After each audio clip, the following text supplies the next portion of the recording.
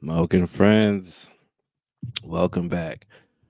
I wasn't gonna do a show today because I just want to kind of stick to one a week, but I felt compelled just to come on here and bless this motherfucker. Now you may be thinking, Moke, you have a booty face. Yes, I cut my mustache off. Sometimes I do that from time to time. And again, it is 3 a.m. Yeah, I don't know what it is. I guess 3 a.m., as that's the spiritual hours and stuff. But, you know, I work night shift. I get home, everybody sleep. So I'm not tired yet. So why not just talk a little bit? Do I have topics? Not really. But I'm gonna get better at that, I promise. But I'm just exercising my mind, practicing my mic skills. Pause, if that's pause worthy. Funny thing happened to me today. So last week I was making a delivery to a store. And this store, I guess you could say, is kind of in the hood. I don't really believe that Austin really has hoods and shit, you know what I'm saying? They might just have little rundown areas, whatever, whatever. But at this specific place, there's always, there's the trappers outside. You got the trappers that that might sell your weed, whatever, whatever. But these are like the hardcore niggas. And I say that because all they custies be like homeless people or just people that look just strung out a lot. And so last week I was there and the niggas was just cars everywhere in the parking lot. I can barely get in. You know what I'm saying? I'm in the big rig. Can't really maneuver around, and niggas wasn't really trying to move out my space so I can get out. So I just kind of had to do this weird back out maneuver, which like the road exiting was the freeway, so that was stressful in itself. So today I go back to that place, and per usual, it's popping. Funny things is what I noticed, and they may do this other places, but in Austin, to keep like, I guess, homeless people from loitering, they play opera music outside some of these stores. And one day they were playing like Baby Shark, and I was like, damn, that's crazy. But I asked later, I'm like, yo, why y'all play music? And she was like, well, we don't want people falling asleep out there. Maybe they get the heroin nod or whatever, start leaning, just sitting there looking like they're doing the Matrix Sierra stuff. But I go there today, go do what I gotta do. And as I'm leaving, one of one of the lead trappers, one of the OGs, he's looking at me. I'm looking back, and he's like, "Man, bro, I wish I had a job like that." And I'm like, "Well, I'm trying." And he's like, "Nah, bro, you ain't trying, you doing it." And so I say, because I'm just, I'm not really a good small talker. I say, "Man, I wish I had money like that." He say, "Hey, youngin, all money ain't good money. This is just what I know." And in my mind, I'm thinking like, well, I you can learn new stuff, you know what I'm saying? But I was like, they gave me that stamp of approval because he was like, bro, you making an honest living, you know what I'm saying, you supporting your family, yada yada yada, whatever the case may be. And that actually kind of made me feel good. You know what I'm saying? I was like, oh man, I got the stamp of approval from the trap niggas, I guess. You know what I'm saying? What I realize about being a trucker is that a lot of other black people respect me. They see me. Oh, I see you out there, young blood, doing your thing. Why you out here so late, young blood? You getting that overtime? And I say, no, no, sir. I'm just on the night shift.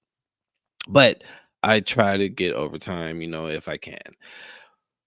But I thought to myself, and what was crazy before I get to that? What was crazy is when he was telling me this, he was like serving a fiend. And I was just like, okay, I guess, a compliment's a compliment. They see a young nigga out here doing good, they don't mess with me, you know what I'm saying? And I have a resting bitch face, and I'm just I just always look unapproachable, so people don't really, approach me on no funny stuff. Anyway, they're usually you get the dumb stuff. Oh, can I get something for free or blah blah blah? Yeah, yeah. Put it. My car is parked over there. Hey, hee, ha. But when he said that to me and I pulled off, I was like, man, that's crazy because I used to hate coming here because sometimes you just don't like dealing with niggas. You know what I mean? And I hate to say that being a black person, but I'm just being honest. Like sometimes you really don't want to deal with niggas. And a lot of times, I try not to judge a book by its cover. But I mean, I'm human, you know what I'm saying? So I judge niggas. I'm just like, oh shit, you know what I'm saying? This finna take whatever. And this time, the niggas was like, oh, you trying to get out? Cool, man. Niggas was moving. It was like I was who was it? Moses is who did the sea? Was it Moses? It was like the sea parted. And I was like, okay. I'm official here, you know what I'm saying? Because I come here a lot, but it's crazy because I go there a lot, and I never seen that shit up until last week.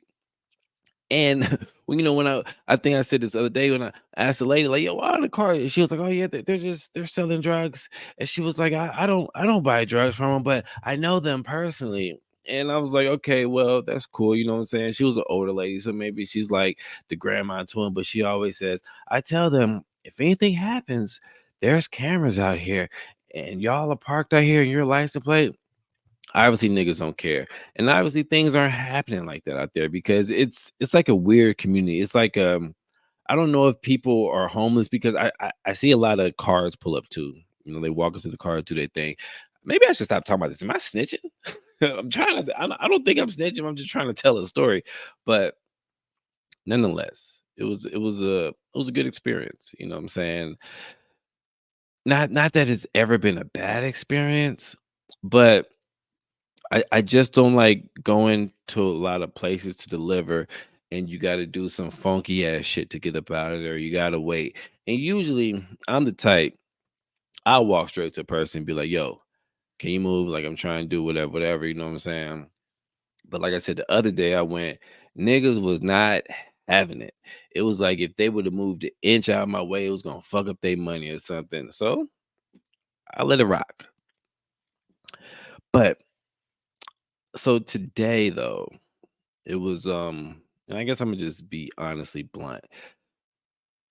I spoke to one of my he's I guess he's like an OG to me, you know what I'm saying? He's older and we used to kick it tough back in Midland and stuff.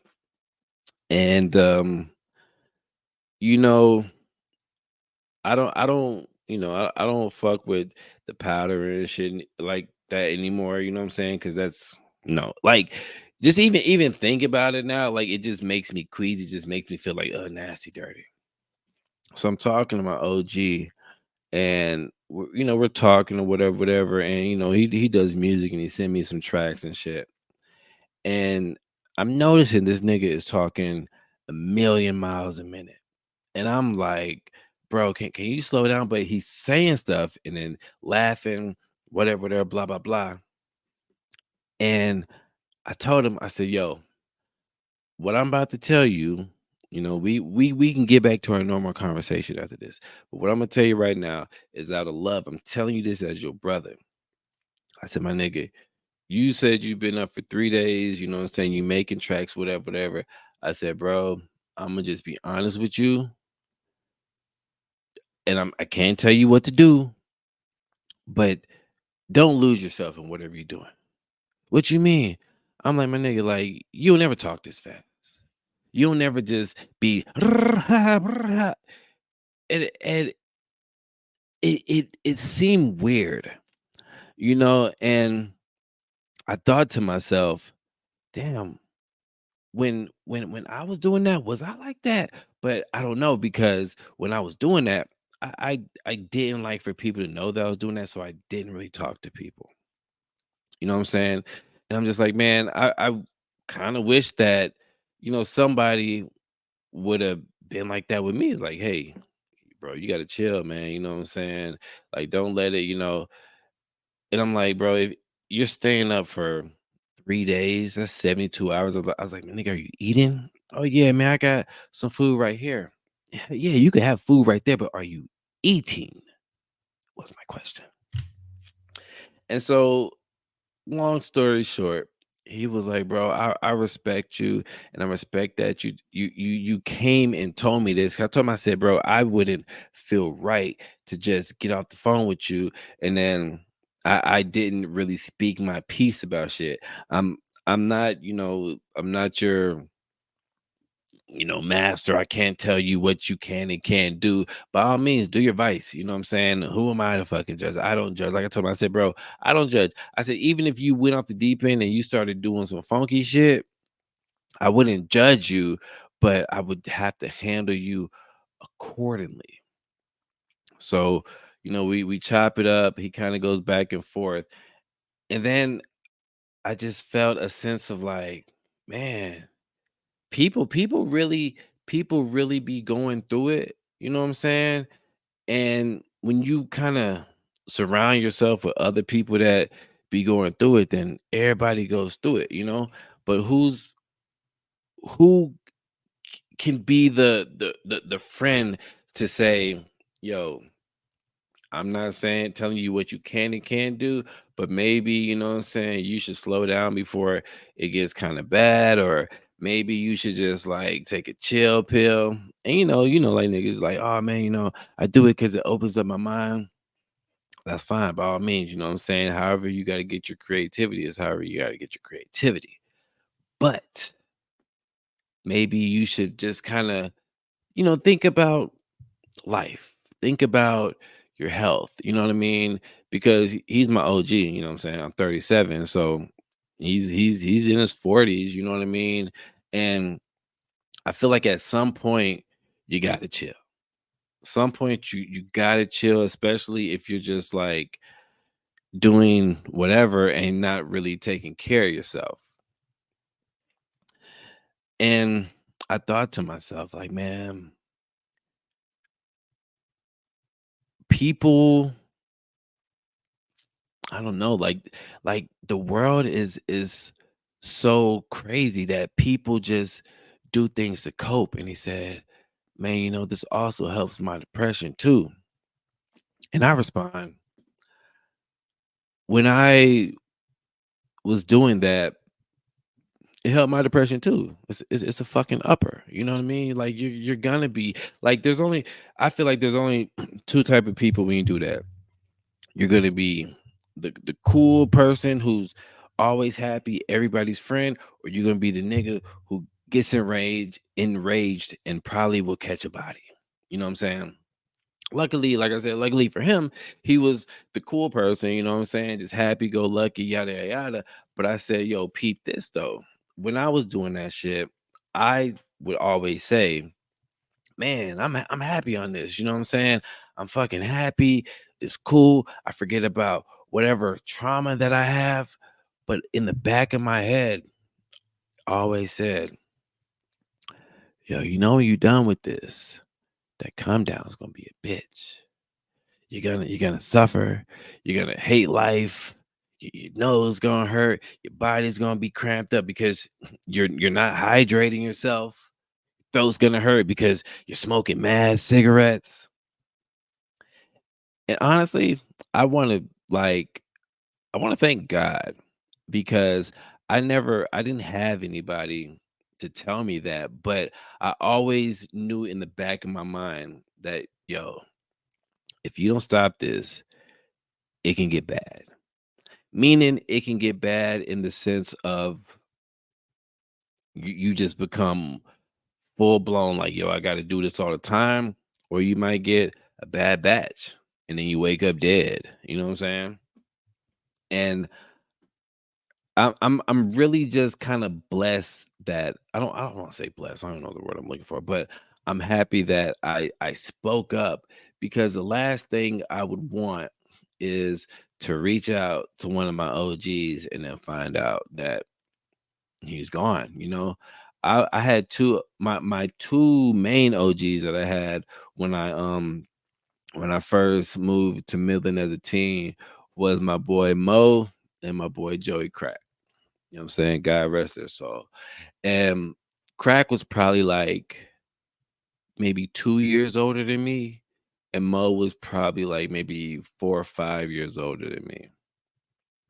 And we all lived together at one point, and we worked at Foot Locker, and it was a great time. You know what I'm saying?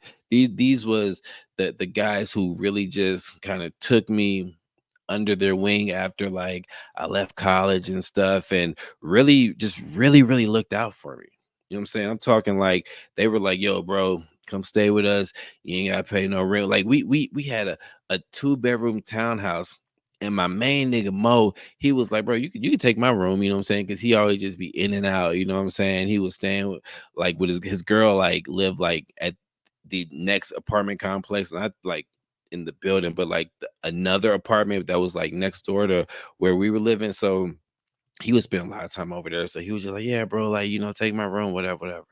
We would always get lit, you know what I'm saying? We would drink a lot.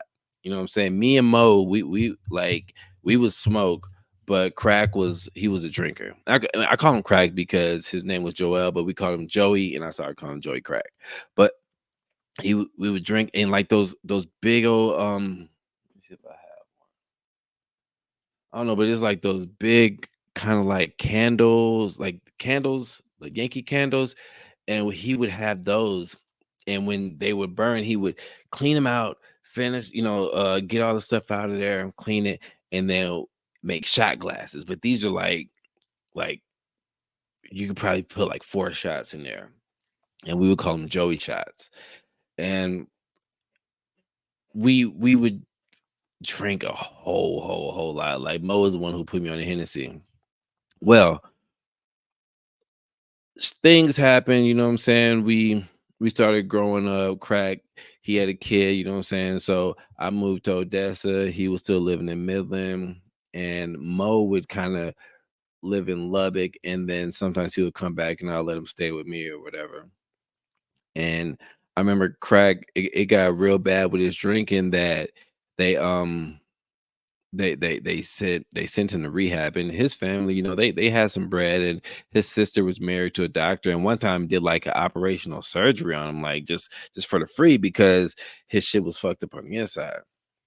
And I remember one time he got out of rehab, and he came and he chilled and he hit me up, and by this time I'm living in Midland, and we kick it, everything, and I knew his family, and I was barely 21, and I feel bad because when he came and kicked it, I was like, "Yo, I got a work party to go to. You want to roll?" But I was like, they gonna be drinking and shit. You know what I'm saying? So I don't want to put like force you to do that. Like, you ain't got to come kick it. Like, we can kick it tomorrow or whatever. And he was like, "Nah, man. Like, I'll come chill with you." You know what I'm saying? We went out.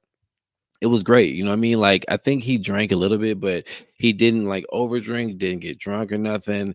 And then the next day, I remember his sister was calling me and was like, "Yo, DJ, can you please come over here and talk to Joel?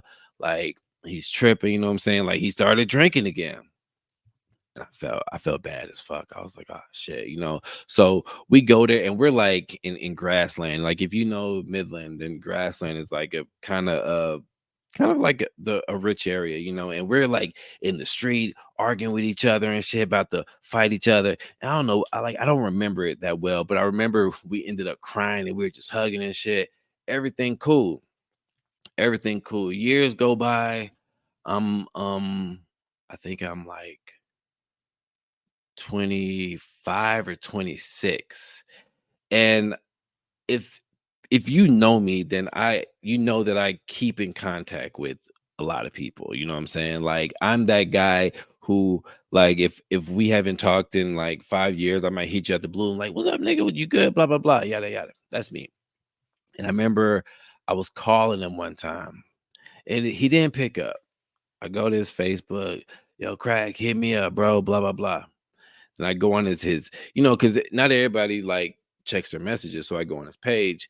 "Yo, Joel, hit me up, bro. You know what I'm saying? Let's link. You know what I'm saying? Let's build, whatever, whatever."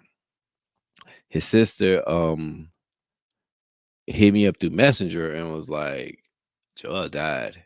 And I'm what you mean? She was like, yeah, like he died, like he just, just the alcoholism, like it killed him.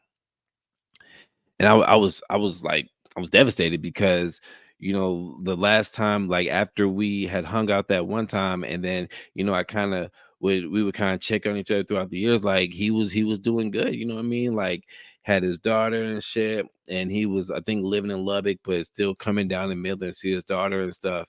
And so I was like just devastated. Years go by. I I moved to the Virgin Islands, and Joel and Mo, they were like friends like way before I knew them, And so I was in the islands, and I randomly just text Mo, hit Mo up. He called me, "What's up, nigga?" I'm like, "Bro, what's good?" You know what I'm saying? And I'm talking to him. I'm like, "So, like, how you doing, bro?" He's like, "Man, I'm good, man." He's like, "Bro, I don't really even drink like that no more." You know what I'm saying? He was like, "Every time I've been drinking, I get like these bad headaches. I don't really smoke. Man, I got this job." Mo was from Memphis, so he moved back to Memphis. And he's like, "I got this job, you know what I'm saying? I'm doing good, you know what I'm saying? Got me a whip, you know, everything." And I'm just like, "Bro, that's what's up." He's like, "Man, what you want?" I'm like, "Man, I'm in the islands, man. Like, I just lost my daughter like 2 years ago. You know what I'm saying? It's just kind of hard, but I'm out here, maintaining. I'm working at the refinery, you know what I'm saying? I'm making some bread, yada, yada, yada. Everything cool. I'm in the islands. It's nice, sometimes it's boring, but I go to the beach all the time, you know what I'm saying? And when I moved to the islands, I started drinking a little bit more because in the islands, the drinks are a lot cheaper. You go to the bar, they're stiff. Like you go to the bar, they pour your stuff like blah blah blah blah blah. Yeah, yeah. Oh, Hennessy and Coke. Okay, this is the Hennessy pour. You want some Coke? Real stingy on the mixer.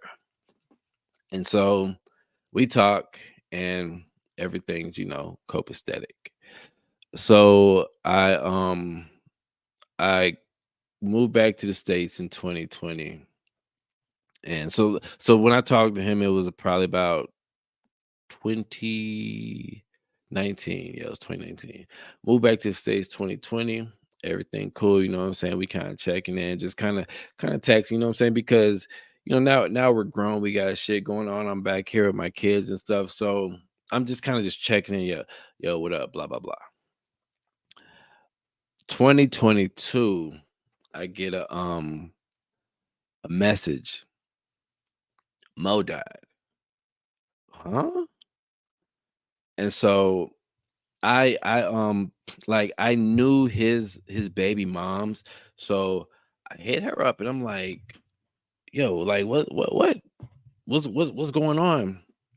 And she was like, "I don't know, that he was living with his dad, and he was depressed, and they had a kid together, but she's living in Texas, I think. And that his dad went to go wake him up or something and went in his room, just found him dead. Like he started drinking again, drank himself to death.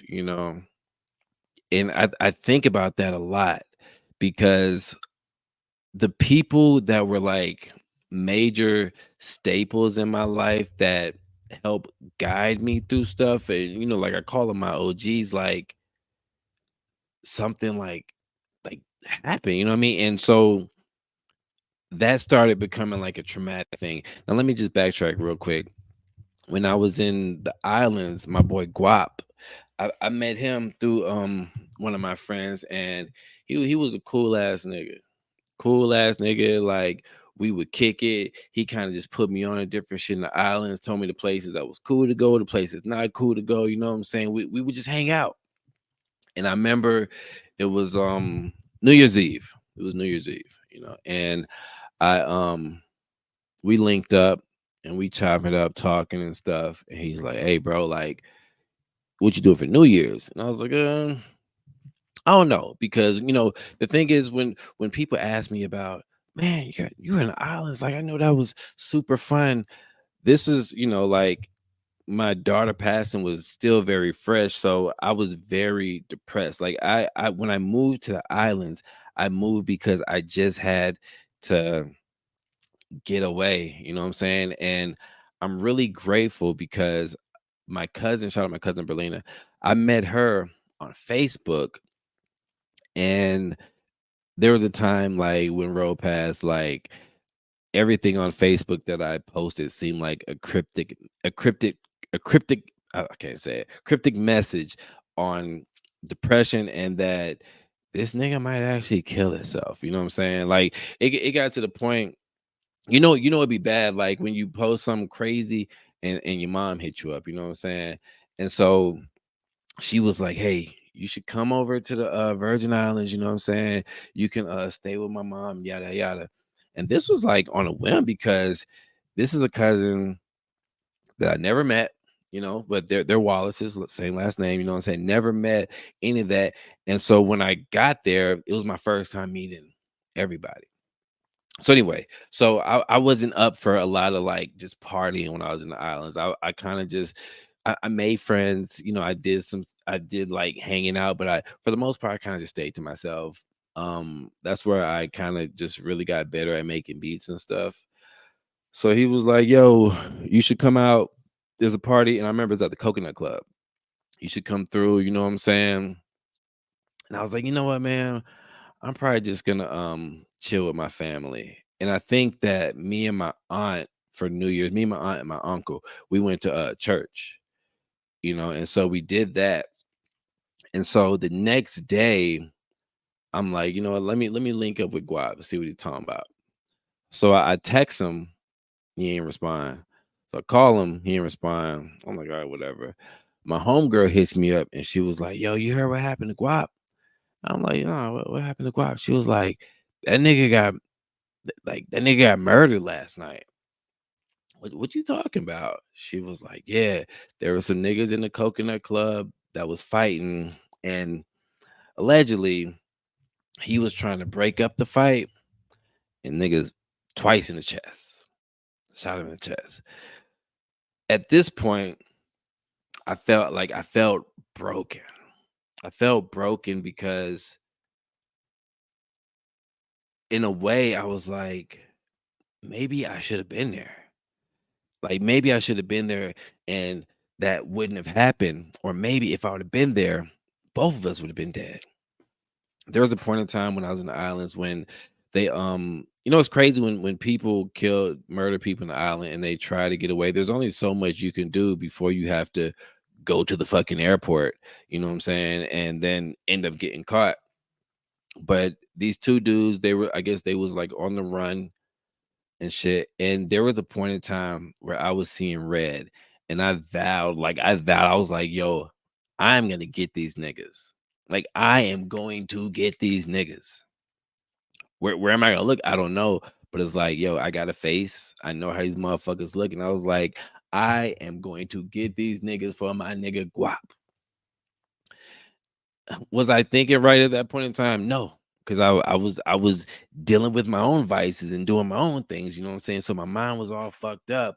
But I just felt like, damn, this nigga invited me to this shit, and maybe it was God being like, "Yo, bro, like, don't go." But I had to just try to get over and deal with the fact, like, you know what, Mo, this wasn't your fault. You know what I'm saying? Like maybe you could have prevented it, or maybe you wouldn't have prevented it.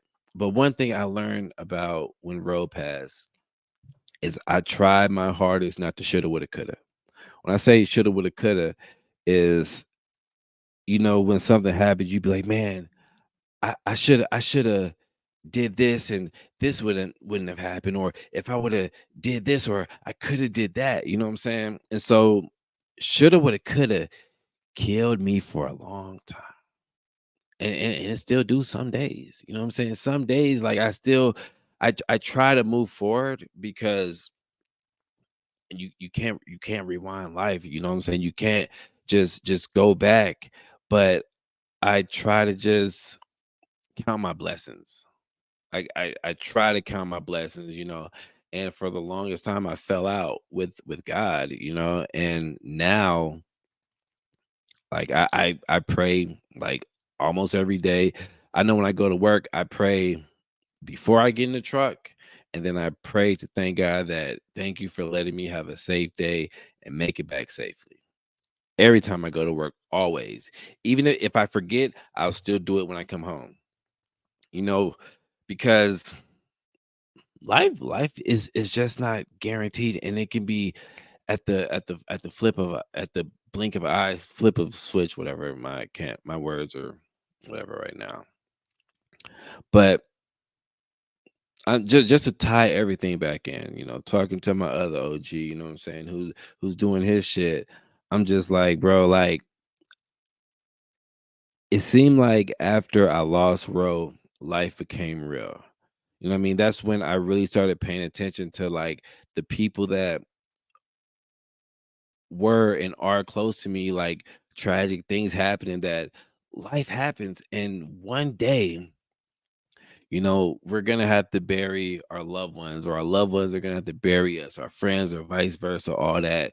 And I never really thought about that up until I lost my daughter. Like I never thought about death or me dying or anything like that until that happened, because now it's a real thing, and it's always been a real thing, but it's just something you just don't think about. Hold on real quick. Let me my bad. Plug in my computer charger. I don't want this thing to die while I'm kind of cooking. So I just I don't know. I don't know if this is like a public service announcement. I don't know, but shit be real. Like, check on your people. You know what I'm saying? Make sure your people are doing good. Make sure you're taking care of yourself. And my girl be getting on my ass all the time because she's like, yo, I want you to live as long as you can. Like, we have to be great grandparents to our, you know, kids and everything like that. And for a while, like I didn't care about myself or my health, but now I am being more health conscious. And you know, I always say, like I told my homie today, I said, yo, I'm not trying to I can't tell you what to do, you know what I'm saying? And plus, shit, we're like 5 hours away, you know what I'm saying? But if I didn't say anything, then to me would feel like I don't care what you're doing, you know what I'm saying? Because I don't want to sound like that guy, but you really can't just be just doing all this shit because you're depressed. You know what I'm saying? Because when when it's gone, and that's one thing I always tell myself, when it's gone, you're still gonna be depressed. And you're probably gonna be depressed so much worse, because with dopamine, serotonin, like it's just it's all false. You know what I'm saying? It's all gone. So, you know, check on your people. Like if there's people that you really rock with, no matter if y'all ain't talked in a long time, check on your people. You know what I'm saying? Because everybody ain't doing good. Like my girl would be like, "Yo, how you doing?" I'm like, "Yo, I'm cool. I'm straight." And then she'd be like, "No, you're not." You know what I'm saying? Like, "Yo, for real, how you doing?" And then I really open up, and sometimes that's all we need. You know what I mean? Sometimes we need somebody to just kind of check in, just so you, because people care about you, but you get so lost in yourself that you forget people care about you. You know what I mean? And so whenever my girl be on me, like she would, at first she would think that it would annoy me, but it really doesn't. It has made me open up as a person. It's made me look at my fault, and it's also made me take accountability for the things that I do, or for the things that I'm about to do, or the things that I'm trying to do. Like, we all trying to do something, you know what I'm saying? Whether it be some cloudy stuff, or whether it be some straightforward stuff, but we're all trying to do something. And as much as we could say, or as much as let me speak for myself, as much as I be like, oh, I don't care if nobody fuck with me, you know what I'm saying? I don't care if I don't hear from people, whatever, whatever. It's a lie because I do care. I do care if people fuck with me. Like if I didn't care, then I would still be doing the same bullshit. You know what I'm saying? Like we all have something to live for. We probably like for the people who don't have kids and may not have family, like live for yourself. You know what I'm saying? Like even if you got kids or your family, you gotta live for yourself. That's where it starts. You know what I'm saying? So I would always be like, man, I'm doing this for my kids. I'm doing this for my family. But then I started backtracking and be like, you know what? I'm doing this for me. Because in order to do it for them, I gotta do it for me first. I gotta care about me. And I'm just speaking for me. That's the only way I can do something right because I know that I can be a renegade and just go rogue, do my own thing, and then be in my own head and be like, yo, nobody likes me. Everybody hates me. Nobody fucks with me. You know what I'm saying? Niggas think I'm whack, blah, blah, blah. But that's just the little devil on your shoulder. You know what I'm saying? It's kind of hard looking at myself with no mustache. I'm sorry. That's why I keep looking away because it just look like a fucking I don't fucking know, but it looks weird. you know. But don't ever forget to tell people that, yo, I love you. I care about you. You know what I'm saying?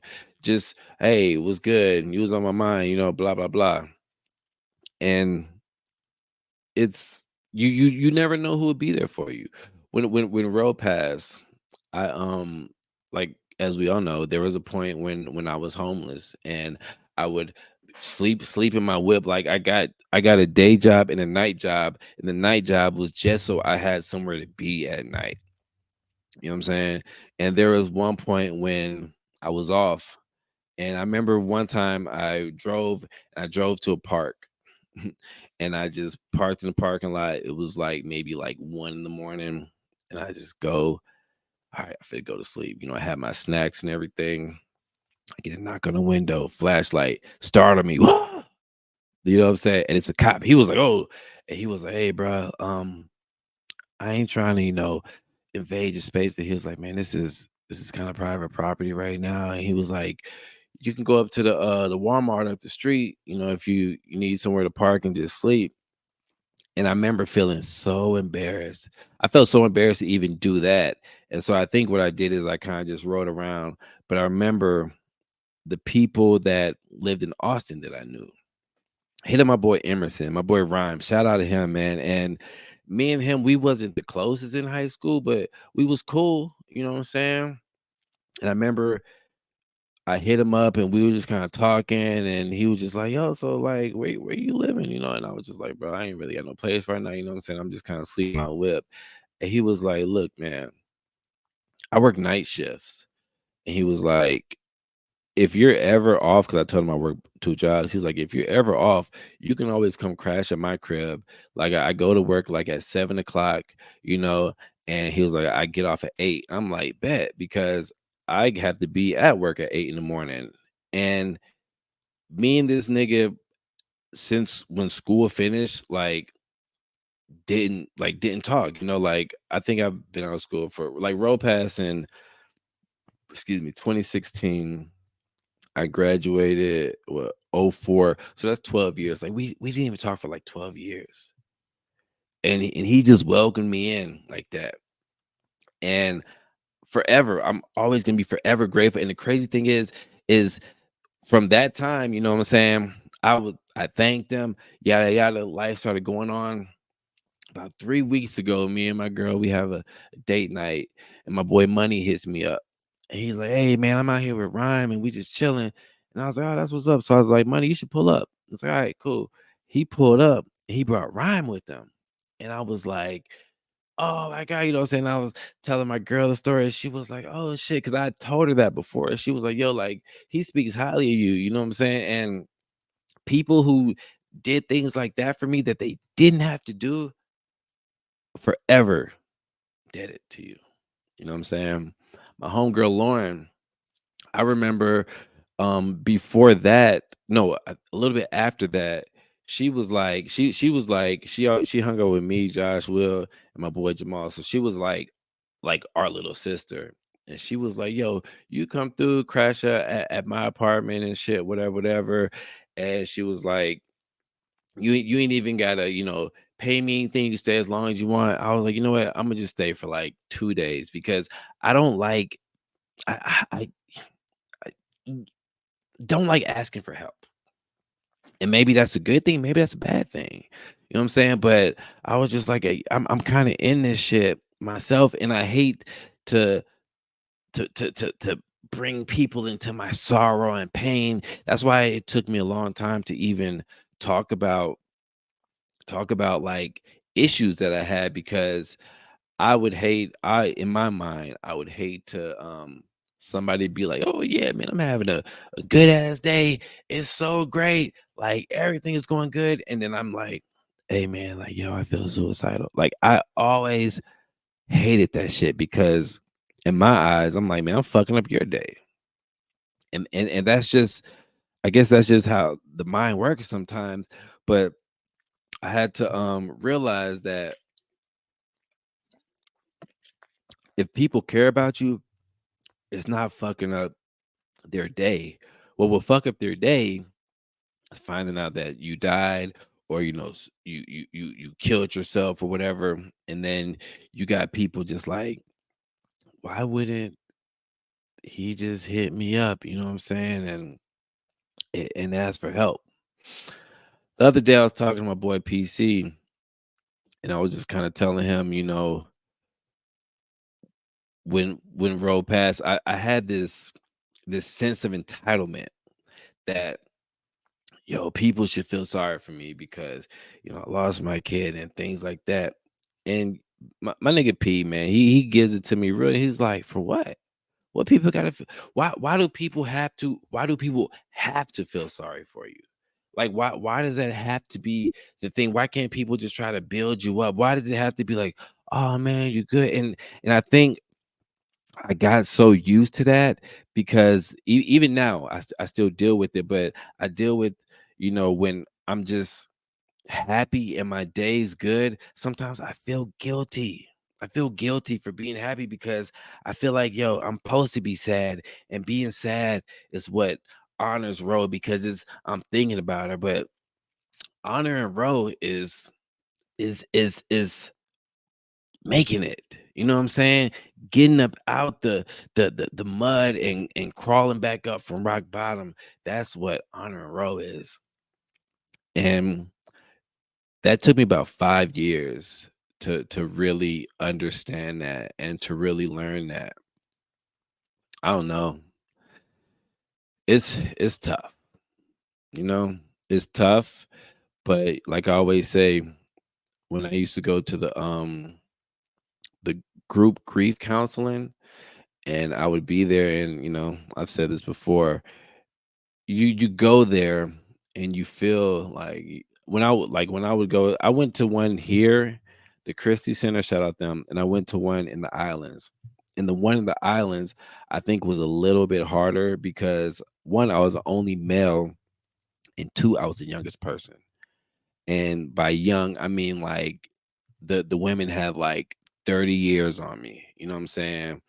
And in these grief meetings, you feel good because you get to speak about your loved ones. And I actually, in the islands, I actually spoke at one of them. It was pretty dope. I was like the guest speaker.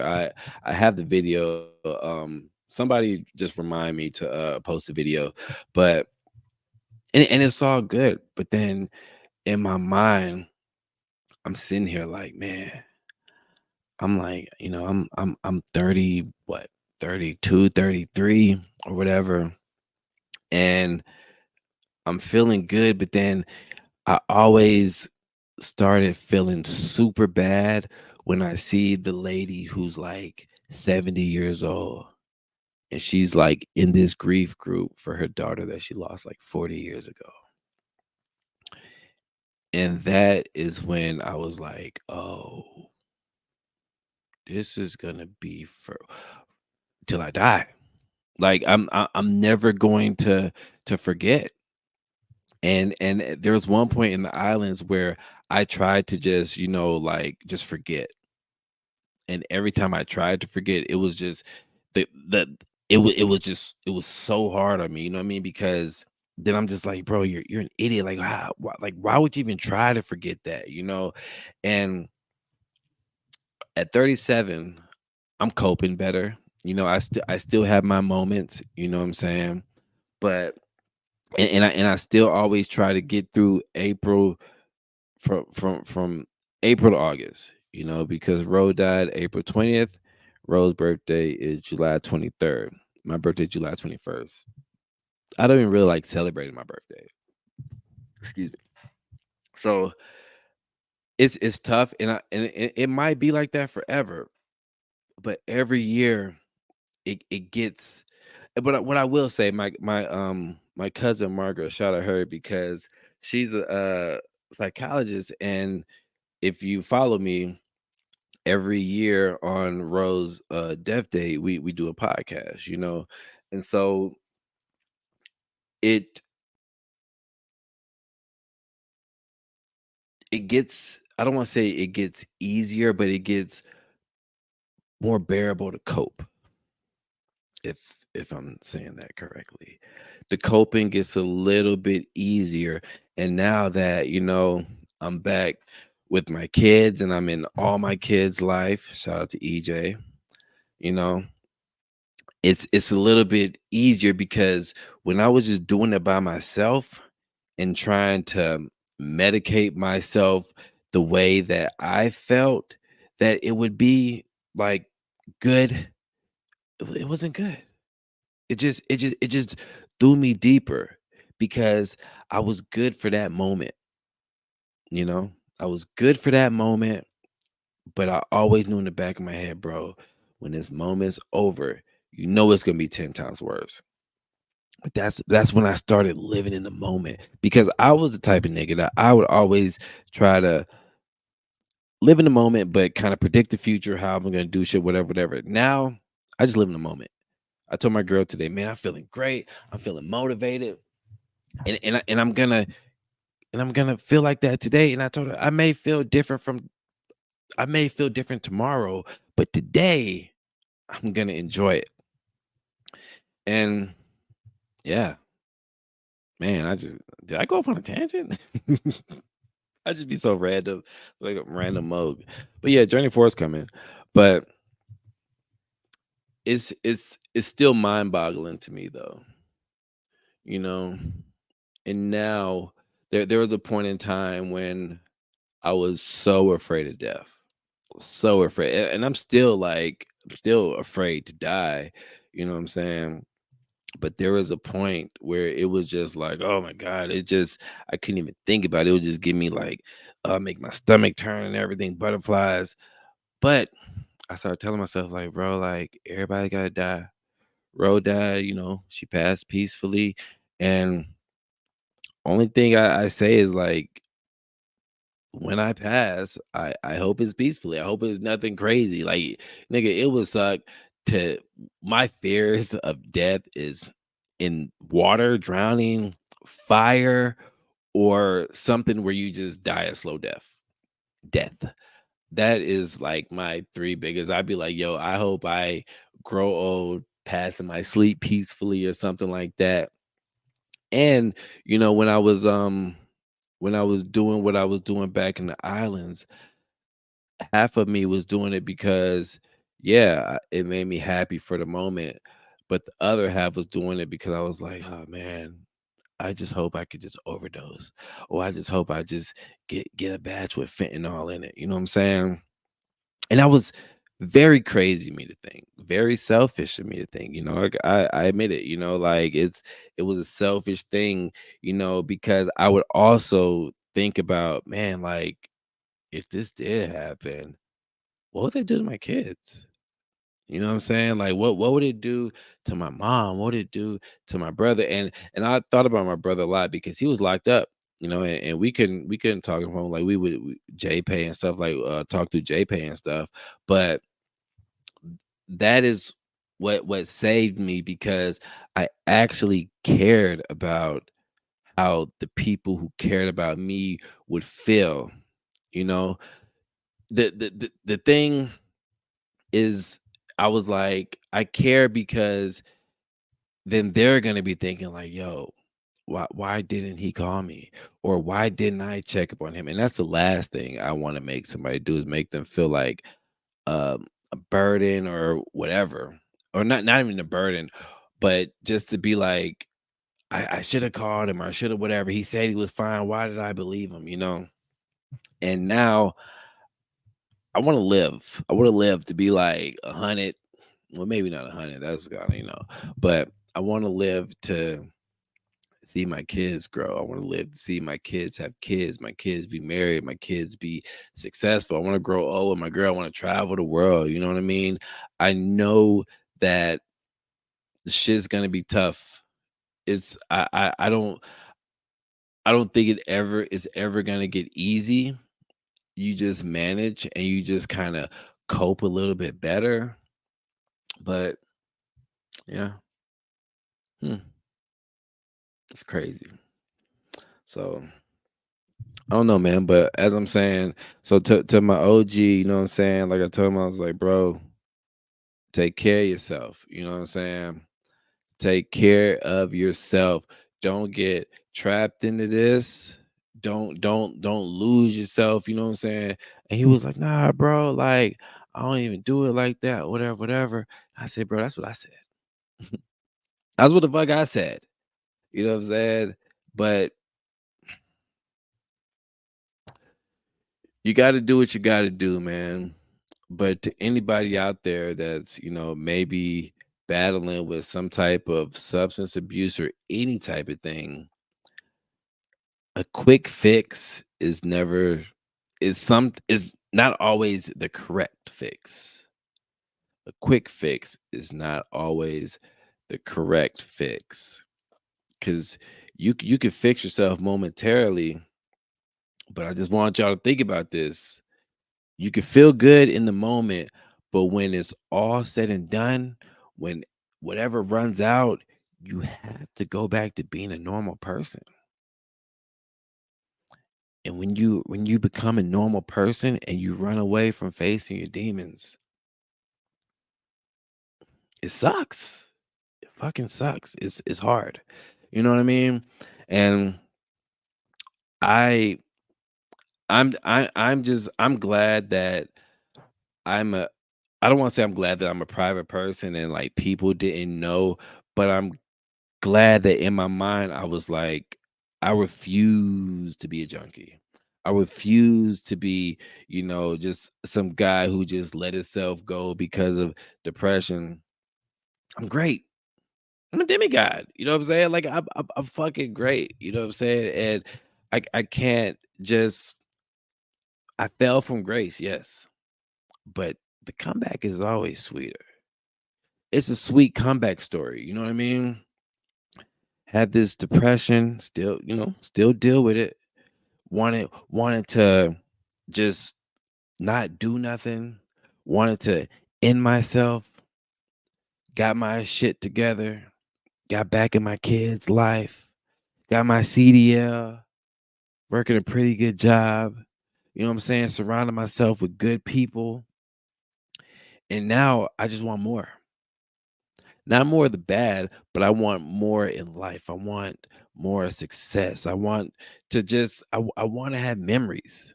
And now I'm realizing like, bro, my memory is like an elephant. I mean, people say elephant's memory is good, so my memory is very good. And there's some memories that I hate that I have, but I appreciate that I have it because it makes me who I am and it stops me from going down that wrong path. I don't ever want to go down that path again. And I would never go down that path again, to be honest. You know what I'm saying? I just check on people. You know what I'm saying? Check on your people. I'm not saying you gotta just go through your phone and just check on every Tom, Dick, and Harry pause. You know what I'm saying? But if it's somebody that you rock with and maybe you ain't talked to him in a minute, you see how they doing. Because sometimes all people really want is just a yo, what's up, man? How you doing? You good? Sometimes people just want to talk. And look at me. I'm just talking. Like I like to talk sometimes. And I'm an introvert. I'm a fucking introvert. I be in my crib. You know what I'm saying? I like being around my girl and my family and everything. But sometimes just check on people. And I'm not saying for anybody watching out there that, hey Moke, you good? I mean, if you do that, that's cool. And I appreciate it. But I just mean there